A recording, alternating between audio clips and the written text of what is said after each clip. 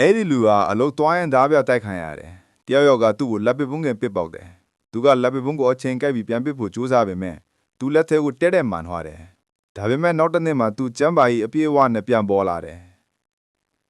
Dabe me tu enga pian thwala de kha.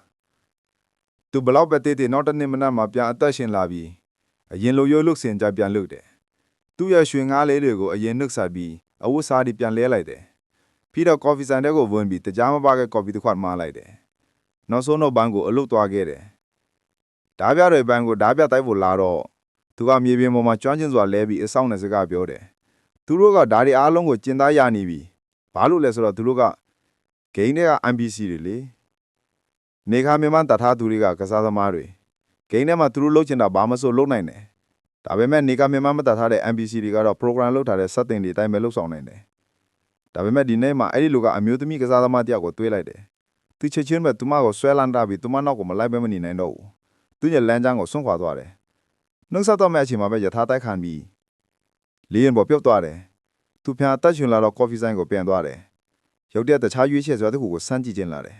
။ဒီတကတော့တကြားနဲ့ coffee တစ်ခုမှလိုက်တယ်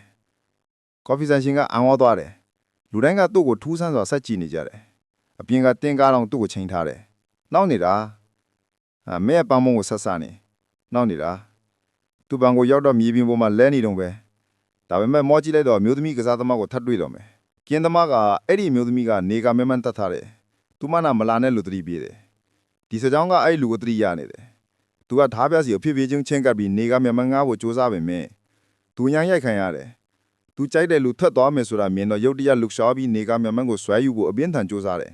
။သူဘန်တဲကနေအပြေးလွှားထွက်သွားတယ်။နေကမဲမှန်းတက်လိုက်တာနဲ့တကဘာလုံးပြောင်းလဲသွားခဲ့တယ်။အဆောင်အုံဒီအားလုံးကတမျိုးတစ်ဖုံဖိနေသွားတယ်